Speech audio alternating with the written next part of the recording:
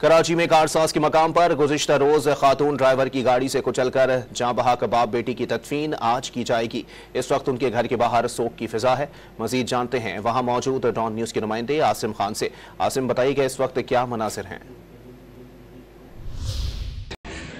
जी, इस वक्त मैं स्कीम 33 रोज़ बदनसीब फैमिली के घर मौजूद हूँ, जो गुज़िश्ता रोज़ एक नागाहानी हादसे में कारसाज रोड पर खातून ने एक तेज़ रफ्तार गाड़ी से जिस फैमिली को कुचला है, उसमें जो है इसके वालिद और उसकी बेटी जो है इस वाक़े में जाँ बहक हुए हैं। यहाँ पर भी जो है गम की फ़िज़ा है। जो पूरा फ्लैट है, तमाम मकीनी यहाँ पर जो है गमज़दा हैं, ताहम अभी तक उनकी तदफीन का फ़ैसला नहीं हुआ है। यहाँ के चेयरमैन हमारे साथ मौजूद हैं, इनसे पूछते हैं कि गुज़िश्ता रोज़ हादसे में जाँ बहक इमरान की फैमिली का क्या वेयर अबाउट है और कैसी फैमिली थी और किस तरह का उनका यहाँ पे बर्ताव। बिस्मिल्लाहिर्रहमानिर्रहीम।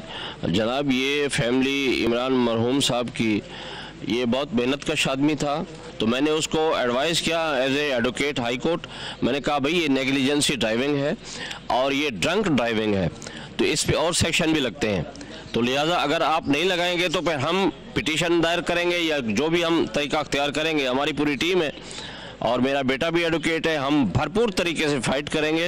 आपने बात सुनी और यही कहना है कि इसकी गैर जानिबदाराना तहक़ीक़ात हो और इस वाक़े में मुलव्वस खातून को जो है क़रार वाक़ई सज़ा दी जाए। जी।